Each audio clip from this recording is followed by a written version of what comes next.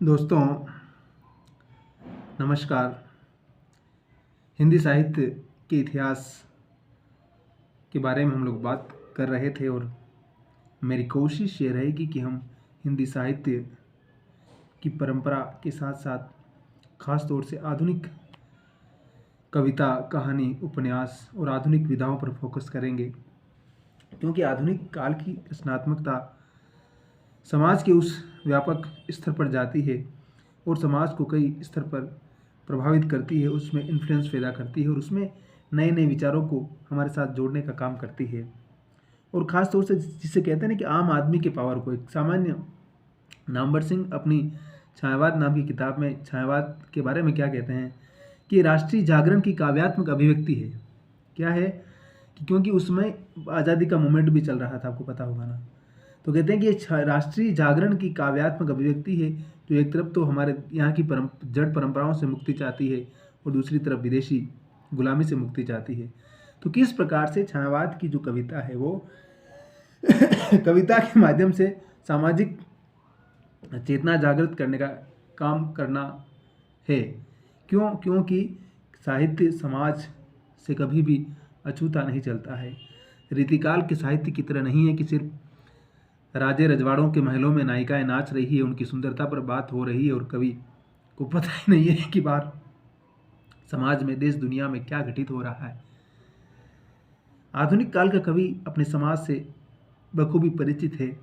अपने समाज की सामाजिक, सांस्कृतिक, राजनीतिक विविधता, परिवर्तन, आंदोलन, जनता की डिज़ायर, उसकी इच्छाएं, उसमें क्या होना चाहिए और किस तरह से वो अपनी भूमिका निभा सकता है, इन चीज़ों को लेकर के वो पूरी तरह सजग है और वो अपनी सामाजिक भूमिका निभाने के लिए हर कदम पर तैयार है। अगर हम सूर्यकांत त्रिपाठी निराला, जो कि हिंदी में छायावाद युग के बहुत ही महत्वपूर्ण कवि हैं, अगर उनकी बात करें तो उनका जन्म हुआ था 1896 में मेदिनीपुर, बंगाल में, और उनकी मृत्यु होती है 1961 में प्रयाग, जिसको प्रयाग राज कहते हैं और इलाहाबाद भी कहा जाता है, लेकिन अब इसका फिर से वापस नाम प्रयागराज कर दिया गया है।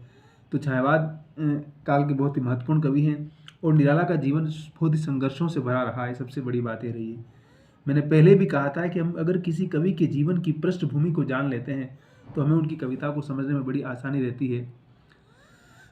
उनका अपना घर उन्नाव जिले में गढ़कोला गांव में है, गांव में था। निराला का जन्म रविवार को हुआ। उनका नाम सुरजन कुमार था, लेकिन बाद में सूर्य कुमार कर दिया गया।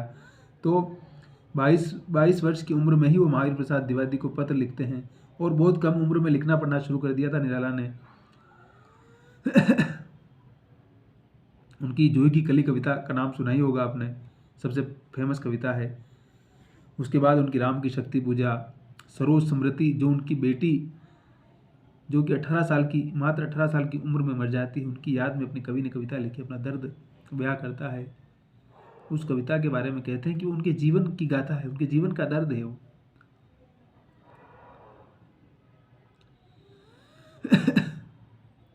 और सबसे दुख की बात ये थी कि इनके पिता से इनकी बहुत ज़्यादा बनती नहीं थी, ये भी था। और माँ की मृत्यु बहुत ही कम उम्र में हो जाती है। जब 3 वर्ष के थे मात्र तो उनकी माँ की मृत्यु हो जाती है और शादी होने के बाद मात्र 2 या 3 साल के बाद इनकी पत्नी की मृत्यु हो जाती है और 18 साल की होने के बाद इनकी जो लड़की थी सरोज, उसकी भी मृत्यु हो जाती है।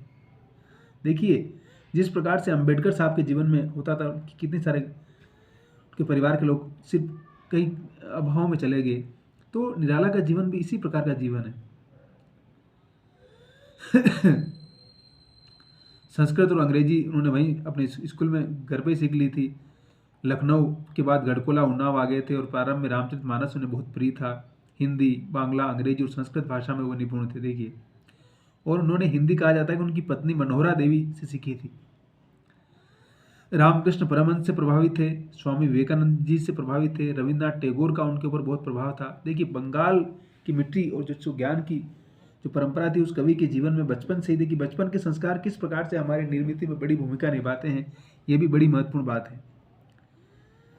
क्योंकि हमें जिस प्रकार का परिवेश मिलता है, जिस प्रकार का वातावरण मिलता है, वो वातावरण हमारी मनोविज्ञान के निर्माण में, हमारे सोचने समझने के तरीके को निर्मित करने में बड़ी भूमिका निभाता है। तो निराला के साथ भी कुछ ऐसे ही था। उनके बारे में कहा जाता है कि बड़े शरीर से बड़े हष्ट-पुष्ट, बड़े मजबूत व्यक्ति थे वो। और बनारस में उनके बारे में किस्सा चलता है कि एक बार, वहाँ की गलियाँ बहुत छोटी है बनारस की, तो एक बार सामने से सांड आ रहा था और एकदम निराला जी जा रहे थे, तो निराला जी ने उस सांड को पकड़ करके फिर चले गए वो, ऐसा कहा जाता है। हमारे गुरु शिव कुमार मिश्रा जब हमें पढ़ाते थे, या विजय बहादुर सिंह जी जब हम पढ़ाते थे उस कॉलेज के ज़माने में, तो इस प्रकार के बहुत सारे किस्से सुनाया करते थे हमें। उनके 15 उस समय देखिए, उस समय की उम्र में 15 वर्ष की उम्र में उनका विवाह हो गया था। उनकी पुत्री मनोहरा देवी, मैंने कहा पहले ही थी, पढ़ी लिखी थी, संगीत का ज्ञान था उनको। आप देखिए कि निराला की कविताओं में संगीत बहुत आता है बार बार। निराला खुद संगीत के जानकार थे, अच्छा गाते थे अपने ज़माने में। लेकिन उनकी पत्नी के साथ कुछ वर्ष उन्होंने बड़े सुख से बिताए, लेकिन बहुत ही, मैंने कहा ना कि बहुत ही कम उम्र में फिर उनकी पत्नी की मृत्यु हो जाती है।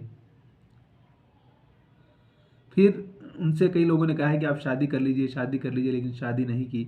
और शादी नहीं करने के चक्कर में उनका जीवन, उन्होंने सोचा है कि मेरी बेटी है, चलो बड़ी हो जाएगी तो मैं इसके सारे अपने जीवन को काट लूँगा। लेकिन 18 वर्ष की उम्र में सरोज की भी मृत्यु हो जाती है। उसके बाद निराला कहा जाता है कि विक्षिप्तता की अवस्था में जाने लगते हैं, और उनका जो अंतिम समय था बड़ा ही दुखों और बड़े कष्टों में बीता, और बहुत जल्दी उनकी मृत्यु हो जाती है। इसीलिए फिर उन्होंने क्या किया, देखिए 1918 से 22 तक उन्होंने महिषादल राज्य की सेवा की। उन्होंने राज्य की नौकरी भी की थी वहाँ पर। 1918 से 22 साल तक उन्होंने वहाँ महिषादल की सेवा की। बाद में स्वतंत्र लेखन और अनुवाद का काम करने लगे, और कोलकाता में प्रकाशित समन्वय का संपादित किया। 23 में मतवाला के संपादक मंडल में काम किया। लखनऊ में गंगा पुस्तक कार्यालयमाला में काम किया। सुधा पत्रिका में काम किया। 1935 में उससे संबद्ध रहे। उन्होंने 1942 में मृत्यु पर्यंत इलाहाबाद में रहकर स्वतंत्र लेखन और अनुवाद काम किया। उन्होंने कोई ज़्यादा नौकरी वोकरी नहीं की थी। देखिए, बड़े फकड़ मिजाज के कवि थे हिंदी साहित्य के वो। तो 1942 में वो इलाहाबाद आ जाते हैं, प्रयागराज, और उसके बाद सारी उम्र इधर ही रहे। महादेवी वर्मा की संस्मरण अगर आप पढ़ेंगे, उनके बारे में सुनाती किस प्रकार से निराला बड़े मतलब बहुत सिंपल आदमी थे, और उसमें शायद भारत सरकार से कुछ पेंशन मिला करती थी, तो उनका हिसाब भी वो नहीं रख पाते थे, तो पेंशन महादेवी जी के पास आती थी। महादेवी जी उनको खर्च करने के लिए देती थी। कहीं रात में घूमने निकल के बाहर, तो कंबल ओढ़ के, सर्दी का मौसम है, तो देखा वो कोई गरीब आदमी सो रहा है, उसके पास ओढ़ने का नहीं, तो पता चला उन्होंने अपनी कंबल ही दे दी। इतने उदार मना व्यक्ति थे वो। कभी जीवन में धन से मोह नहीं किया, और दुनिया ने उनके साथ वही किया जो दुनिया आमतौर पर करती है।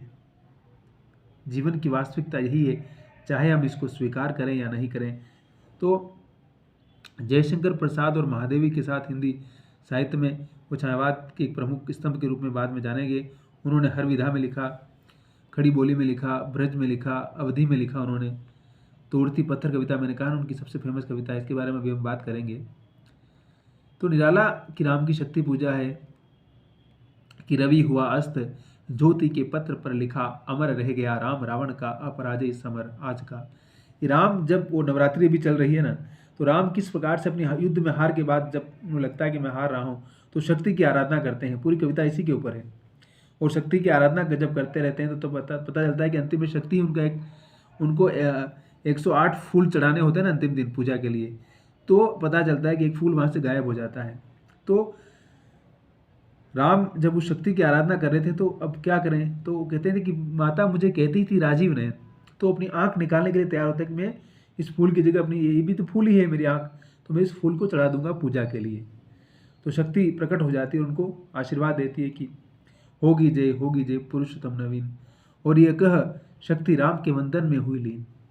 तो राम की शक्ति पूजा एक लंबी कविता है, आख्यान पर कविता है, और ये कहीं की भारतीय स्वतंत्रता आंदोलन की उस आंदोलन की उपज है कि किस प्रकार से जनता लड़ रही है उस अन्याय के खिलाफ में, उस गुलामी के खिलाफ में, और उस आज़ादी को प्राप्त करने के लिए सारी जनता एक हो जाती है। शक्ति की आराधना करने की, शक्ति की आज़ादी को प्राप्त करने के लिए सब लोग साधना में लगे हुए। इसीलिए मैंने कहा ना कि नामवर जी ने उसको राष्ट्रीय आंदोलन की काव्यात्मक अभिव्यक्ति कहा है। वो राष्ट्रीय आंदोलन था, और राष्ट्रीय आंदोलन के साथ ही वो चलता है। तो ये सारी चीज़ें हैं। फिर मैंने कहा कि जूही की कली जो प्रेम कविता है, बहुत फेमस है कि विजन वन वल्लरी पर सोती थी सुहाग भरी स्नेह स्वप्न मग्न, अमल कोमल तनु तरुणी जूही की कली, द्रगबंध की शिथिल पत्रांक में वासंती निषाद। तो निराला ने बहुत कुछ लिखा है फिर उनके उपन्यास हैं, उनकी कविताएं हैं, उनकी कहानियां हैं। अगर हम उनके जीवन के बारे में बातें करेंगे तो हमें बहुत सारी चीज़ें उनके जीवन से मिलती चली जाएगी। देखिए उनके कौन कौन से काव्य संग्रह हैं मैं मोटा मोटी बता देता हूँ। अनामिका 1923 में आया था, परिमल 1930 में, गीतिका 1936 में, अनामिका दूसरी बार 1939 में। तुलसीदास कविताएं उनकी बहुत फेमस है, 1939 में आई थी। कुकुरमुत्ता 1942, अणिमा 1942, तरिया 43, बेला 1946, नए पत्ते जो नई कविता का प्रतीक भी माना जाता है। तो नए पत्ते कब आई थी ये? 1946, अर्चना 1950, आराधना 1953, गीत कुंज 1954, साहित्य कांकली जो उनके जीवन की संध्या वेला की बारे में कविताएं कि बुढ़ापा आ रहा है, अब जीवन में क्या है, उन सारी चीज़ों को निराला इसमें कवर करते हैं। उसके बाद उनके उपन्यास देखिए, अप्सरा 1931, अलका 1933, प्रभावती 1936, निरुपमा 36, कुली भाट 38-39, बिल्ले सुर बकरिया 42, चोटी की पकड़ 46, चमेली अपूर्ण रहा, इंदु लेखा, सारे अपूर्ण हैं। कहानी संग्रह में है लीली 34, सखी 35, शुक्ल की बीवी 41 और चतुरी चमार 45, देवी 1948।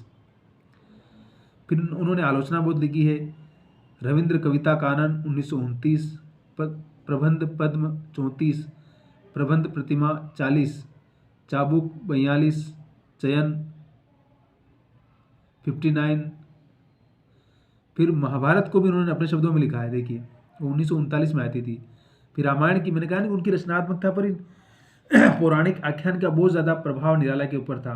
तो वो क्योंकि प्राचीन साहित्य पढ़ते रहे थे, रामचरितमानस बचपन से ही पढ़ी थी, तो मैंने कहा ना कि जिस प्रकार के टेक्स्ट आप पढ़ेंगे उस प्रकार की रचनात्मकता। लेकिन सबसे अच्छी बात ये थी कि उसके प्रगतिशील मूल्यों को हमेशा अपनाते, वो जड़ता को नहीं अपनाते। सिर्फ उसकी पूजा करने वाले आदमी नहीं थे, वो उसको समझने वाले आदमी थे। आज हम सिर्फ धार्मिक ग्रंथों को पूजा करते हैं, धार्मिक ग्रंथ पूजा करने के लिए नहीं है, सिर्फ उनको पढ़ेंगे समझेंगे तो हमें बहुत सारी ज्ञान की चीज़ें अगर हम चाहेंगे तो मिल सकती है वहाँ से। फिर उन्होंने बाल साहित्य भी लिखा, भक्त ध्रुव 26, भक्त प्रहलाद 26, भीष्म 26, महाराणा प्रताप 27, है ना। अनुवाद बहुत सारा किया, मैंने पहले ही बताया आपको। तो निराला का काम कोई कम नहीं, काफ़ी काम किया उन्होंने। और सबसे अच्छी बात है देखिए, निराला पर सबसे अधिक लिखा है रामविलास शर्मा ने। रामविलास शर्मा का नाम आपने सुना होगा, हिंदी निराला की साहित्य साधना नाम से 3 खंड में उन्होंने लिखा। वो कहते हैं कि अगर मेरे प्रिय कवि का इस प्रकार से अपमान अगर नहीं किया होता तो शायद मैं आलोचक नहीं होता, ये रामविलास शर्मा जी कहते हैं। तो अगर आप आधुनिक साहित्य को समझना चाहते हैं, आधुनिक कविता को पढ़ना चाहते हैं, तो रामविलास शर्मा जैसे आलोचक को हम पढ़ेंगे समझेंगे तो बहुत सारी चीज़ें हमें समझ में आएगी। नई कविता पर लिखा उन्होंने, तमाम चीज़ों पर लिखा उन्होंने। प्रेमचंद पे लिखा, किस पे नहीं लिखा है बताइए? अंबेडकर, गांधी, नेहरू सब पे लिखा उन्होंने। राजनीति, समाज, संस्कृति, समाजशास्त्र, भाषा पे लिखा उन्होंने। तो एक आलोचक की क्या भूमिका होती है और आलोचक किस प्रकार से एक रचनाकार को प्रतिष्ठित करता है, उसको स्थापित करता है, ये रामविलास शर्मा जी जो हिंदी के मार्क्सवादी आलोचक के रूप में जाने जाते हैं, पहचाने जाते हैं, उनकी पुस्तकों से अगर हम गुजरेंगे तो हमें ज़रूर भारतीय समाज को बेहतर तरीके से समझने का मौका मिलेगा और हम रामविलास जी की रचनात्मकता को समझ पाएंगे। तो मेरा दावा है कि हम ज़रूर आधुनिक समाज की हमारी जो समझ है उसको बेहतर कर पाएंगे, क्योंकि रामविलास जी अनवरत लिखते रहे और अनवरत अध्ययन करते रहे हो, इसमें कोई शक नहीं है। और उनको तो क्या योद्धा कहा जाता है, क्या क्या नहीं कहा जाता उनके बारे में। तो इस प्रकार से निराला की रचनात्मकता है। हम अब इसके बाद उनकी एक तोड़ती पत्थर कविता, बहुत फेमस कविता है, उसकी मैं व्याख्या आपके सामने कर देता हूँ। ज़्यादा विस्तार से नहीं करूँगा लेकिन करूँगा ज़रूर। कि तोड़ती पत्थर, देखा मैंने उसे इलाहाबाद के पथ पर, वह तोड़ती पत्थर। ये एक स्त्री के बारे में, एक सामान्य स्त्री है जिसको देखा उन्होंने। अब स्त्री को लेकर बहुत सारी चीज़ें आजकल लिखी जाती रही, लिखी जा रही है, लेकिन एक मजदूर करने वाला जो सामान्य स्त्री है उसको जीवन में कितने सारे दंश सहने पड़ते हैं, उसके जीवन में हर कदम कदम पर कितनी सारी समस्याएं होती है, पारिवारिक रूप से, शारीरिक रूप से, मानसिक रूप से, सामाजिक। एक स्त्री होना उसके लिए अच्छा है या बुरा है वही जानती है। आज के ज़माने में बहुत सारे रास्ते खुले हैं, लेकिन कभी उसको कैसे देख रहा है, उसके जीवन को देखिए क्या है। एक सामान्य आदमी की हमारे समाज में क्या औकात होती है, उसकी कितनी कौन लोग सुनते हैं, इस चीज़ से हम परिचित हैं। हर काम प्रभावशाली तरीके से होते हैं, अप्रोच से होते हैं। उस समाज में एक ईमानदार आदमी और सच्चा है और मेहनत करने वाला है, उसके साथ कभी न्याय होता है कि नहीं होता है, आप अच्छी तरह से जानते हैं। क्या कह रहा है कवि कि कोई ने छायादार पेड़ व जिसके तले बैठी हुई स्वीकार, श्याम तन भरबंधा यौवन, नत नयन प्रिय कर्म रत मन, गुरु हथौड़ा हाथ करती बार बार प्रहार, सामने तरु मालिका अट्टालिका प्राकार। क्या कह रहा है कि जहाँ वो काम कर रही है वहाँ पे छायादार पेड़ नहीं है, लेकिन उस वो पेड़ जिसके तले बैठी हुई स्वीकार है ना, लेकिन वो समझे कि पेड़ ही समझ के उसको बैठ कर अपना काम कर रही है। वो श्याम तन यानी कि काले काले बहुत ज़्यादा सुंदर नहीं हो, मतलब जो आमतौर पर लोग कहते हैं कि गोरे लोग सुंदर होते हैं, तो सांवली है, नौजवान लड़की है, नत नयन प्रिय, उसकी आंखें झुकी हुई है, अपने काम में लगी हुई है, वो उसके हाथ में एक हथौड़ा है, उससे बार बार पत्थर प्रहार करके पत्थर तोड़ रही है। और सामने तिरुमालिका अट्टालिका प्राकार, सामने किसी राजा महाराजा का बड़ा भारी महल है। चढ़ रही थी धूप और दिन का समय था, गर्मियों के दिन दिवा का तमतमाता रूप, सूर्य चमक रहा था अपनी तपन में, उठी झुलसाती हुई लू, और गर्मी का मौसम था, ऐसा लग रहा जैसे लू पड़ रही है। लू जानते हैं ना आप लोग, हमारे यहाँ लू पड़ती है, बहुत गर्मी पड़ती है, तब बहुत भयंकर गर्मी, शरीर जल जाता है। रुई जो जलती हुई भूं, और इतनी गर्मी पड़ रही है कि जिससे लगता है कि धरती किसी रुई की तरह जल रही है। गर्द चिनकी छा गई और सब तरफ लगता है कि चिंगारी, आग की चिंगारियाँ छाई हुई है। और दोपहर का समय हो गया, लेकिन वो अपना काम कर रही है, उसको शायद दोपहर की छुट्टी भी नहीं मिली, वो अपने काम में बिजी है। देखते देखा मुझे तो एक बार, वो अपना काम कर रही थी और मैं वहाँ गुजर रहा था वहाँ से, तो देखते हुए उसने सिर्फ मुझे एक ही बार देखा, उस भवन की ओर देखा। कैसे देखा? ऐसे करके देखा, ऐसे देखते ना बस। कौन सा भवन? वो सामने जो तरुमालिका अट्टालिका थी उसकी तरफ, क्योंकि वो राजा महाराजा बड़े लोगों का भवन है भाई, और हमारी क्या औकात है, हम तो कुछ भी नहीं है। आज़ादी के पहले का समय की अगर आप बात करेंगे, अगर आप इतिहास पढ़ेंगे तो पता चलेगा। आज हम बड़े कुछ भी बोल देते हैं कहीं पर भी कि किसने उन्होंने क्या किया और हमारे दादाओं ने और परदादाओं ने क्या किया, लेकिन उन लोगों ने कितनी बड़ी लड़ाई लड़ी और हमें जो आज़ादी का सुख दिया है, हम उनके बहुत आभारी हैं, कृतज्ञ हैं हमेशा हमेशा के लिए। कि राजा साहब जा रहे हैं, बड़े लोग जा रहे हैं, उनके सामने आप जूते पहन के नहीं जा सकते, उनके सामने गर्दन मुंह ऊंची नहीं कर सकते हैं। आज हम कितने बिंदास अपने हिसाब से जीते हैं, चाहे हमारे पास पैसा हो जाए नहीं हो, हम गरीब हो तो भी हम अपने स्वाभिमान के साथ जी सकते हैं ना। यही तो लोकतंत्र की खूबसूरती है, यही तो लोकतंत्र का हमें फ़ायदा है।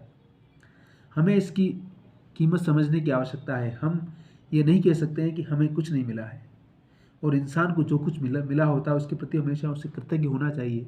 उन देशों के बारे में सोचिए जहाँ की आज भी राजतंत्र है, जहाँ आज भी उनके पास स्वतंत्रता नहीं है, जहाँ उनके जो आज भी अपनी आज़ादी के लिए लड़ रहे हैं, अपने मूल्यों के लिए लड़ रहे हैं। चीन को ही देख लीजिए आप, कम्युनिस्ट पार्टी की सरकार और एक ही पार्टी की सरकार है, जब चाहे जो कुछ कर देती है। हमारे यहाँ तो कम से कम डेमोक्रेसी है ना। तो इन चीज़ों को समझेंगे हम एक एक समझदार नागरिक के रूप में, तभी तो हमें चीज़ें समझ में आएगी ना। तो क्या कह रही हो कि देख कर कोई नहीं देखा मुझे उस दृष्टि से, उसे लगा कि आसपास कोई नहीं है तो मुझे देखने लगती है। जो मार खा रोई नहीं, जैसे लगता है कि इसको बहुत मारा गया लेकिन अपने दुख को अंदर पचा गई है वो। सजा सहज सितार सुनी मैंने वो नहीं जो सुनी थी झंकार, और मैंने उसके दर्द को किसी झंकार की तरह सुना कि वाकई इसका दर्द कितना है, कि ये अपना सारा दर्द जैसे सह कर के भी बोल नहीं रही है, इसको उसने अपने अंदर पचा लिया है। और एक क्षण के बाद वह कांपी सुगर, वो कांपने लगती है। ढुलक माथे से गिरे सिकर यानी पसीना, उसके माथे से पसीना गिरने लगता, और लीन होते कर्म में उसने फिर कहा मैं तोड़ती पत्थर, और अपने काम में फिर लग जाती है और वो कहती है कि मैं तोड़ती पत्थर, मेरा काम है पत्थर तोड़ना, मैं तोड़ रही हूँ, ये मेरा काम है पत्थर तोड़ना, मैं वो कर रही हूँ। अब पत्थर तोड़ना क्या है? एक तरफ कवि और पत्थर तोड़ने से उस मकान के बनने की प्रक्रिया यानी सृजनात्मकता की बात कर रहा है। एक तरफ पत्थर तोड़ना मतलब जड़ता को तोड़ना है, एक तरफ पत्थर तोड़ना मतलब किस प्रकार से हम सामंती मूल्यों, सामंती चीज़ों को तोड़ करके ख़त्म करके हम अपने संघर्ष के माध्यम से एक स्वतंत्र और एक सामाजिक और एक प्रबुद्ध समाज का निर्माण कर सकते हैं, जहाँ स्त्री डरी हुई ना हो, जहाँ वो अपने आप को भयभीत महसूस ना हो करे, बल्कि जहाँ वो अपने आप को अपने काम के प्रति वफादार तो है ही हो, लेकिन वो अपने उसे उस काम की कीमत भी मिले और वहाँ काम करते हुए वो डरे नहीं, बल्कि वो खुश रहे, महसूस करे, अपने आप को हैप्पी महसूस करे। इस कविता में देखिए लड़की के चेहरे पे कहीं हंसी नहीं है, खुशी नहीं है, वो डरी हुई है कि हम जैसे छोटे लोग हैं, क्या पता कल काम के लिए मना कर दे, मालिक कुछ भी बोल दे, पैसा नहीं दे तो हमें फ्री में काम करना ही है। इसको पैसा मिलता है कि नहीं मिलता है पता नहीं, वो भी या बेकार में काम कर रही है, लेकिन वो पत्थर तोड़ रही है। तो कविता एक साथ कई सारे संदर्भ छोड़ती है और आधुनिक कविता को समझने के लिए हमें उसके पीछे के बैकग्राउंड को, उसकी पृष्ठभूमि को समझना होगा। अगर हम उसके पीछे की पृष्ठभूमि को, उसके बैकग्राउंड को नहीं समझेंगे तो कविता का सिर्फ शब्दार्थ समझ पाएंगे आप, और कविता की पृष्ठभूमि को जब तक नहीं समझेंगे तब तक कविता की व्याख्या नहीं कर पाएंगे। और कविता को अपने सामाजिक संदर्भ के साथ और वर्तमान समय के साथ हम जब तक रिलेट नहीं करते हैं तब तक उस कविता को समझना और नहीं समझना बराबर है। क्योंकि नंद किशोर नवल ने बहुत सारी पुस्तकें इन आधुनिक कविताओं पर लिखी है। मुक्तिबोध पे की कविताओं को समझने के लिए लिखा उन्होंने, निराला को समझने के लिए लिखा है, कुंवर नारायण से लेकर तमाम लोगों ने लिखा है। रामविलास जी ने तो लिखा ही है, नामवर जी ने लिखा ही है, बच्चन सिंह ने लिखा है, विश्वनाथ त्रिपाठी ने लिखा है। हिंदी साहित्य में से कई रचनाकार हैं। हमारे मित्र राम प्रकाश कुशवाहा आजकल बहुत सारी आलोचना लिख रहे हैं। तो ऐसे कई सारे लोग हैं और अच्छी अच्छी किताबें अगर हम पढ़ेंगे तो ज़रूर हमारी समझदारी बनेगी और हमें अच्छी अच्छी किताबें पढ़ने की आवश्यकता है और निरंतरता को बरकरार रखने की ज़रूरत है हमें। तो मुझे लगता है कि निराला की जो कविता है इसको अगर आप समझेंगे, बार बार पढ़ेंगे, बार बार समझेंगे तो एक दृष्टिकोण बनेगा आपका कविता के बारे में समझने का। और बाकी आप अपनी रचनात्मकता में अपने आप को कितना डुबोते हैं, कितना अपने आप को लगाते हो, आप पे निर्भर करता है। तो हंसते रहिए, मुस्कुराते रहिए, खुश रहिए, प्रसन्न रहिए और अपने आप पर यकीन रखिए हमेशा, और कामयाबी मिलेगी, ज़रूर मिलेगी।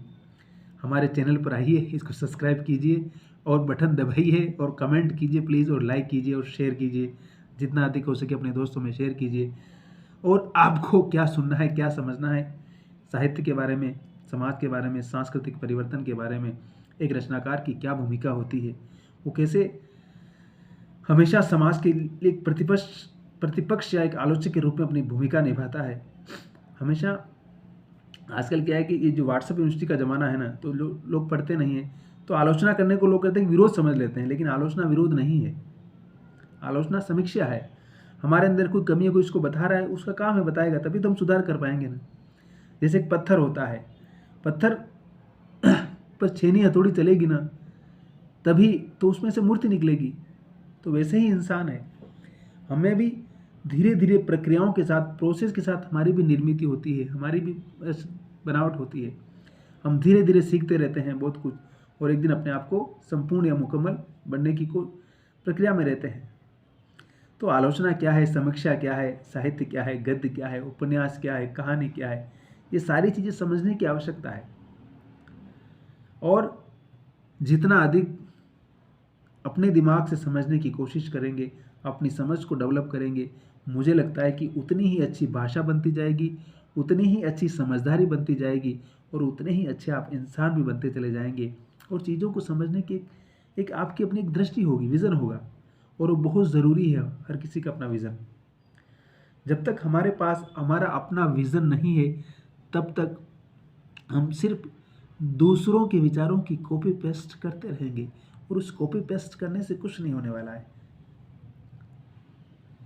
अगर आपको कोई एग्ज़ाम भी पास करना है, आपको आगे बढ़ना है, तो उसके लिए अपना खुद का एक विज़न, खुद का कॉन्फिडेंस, खुद की कहते हैं ना, खुद का एक सेटअप होना बहुत ज़रूरी है। सेटअप जिसको बोलते हैं, हर किसी का अपना एक सेटअप होता है चीज़ों को समझने का, जानने का, आगे बढ़ने का। तो अगर हम आगे बढ़ना चाहते हैं तो हमें अपना सेटअप बनाना पड़ता है और उसके लिए डिसिप्लिन और रेगुलरिटी बहुत ज़रूरी है कि हम रेगुलर उस काम को करते रहें और डिसिप्लिन में करते रहें। तो शब्बा खैर, मस्त रहिए, हंसते रहिए, खुश रहिए, प्रसन्न रहिए, आबाद रहिए और पढ़ते रहिए, लिखते रहिए और हमेशा मुस्कुराते रहिए। शब्बा खैर।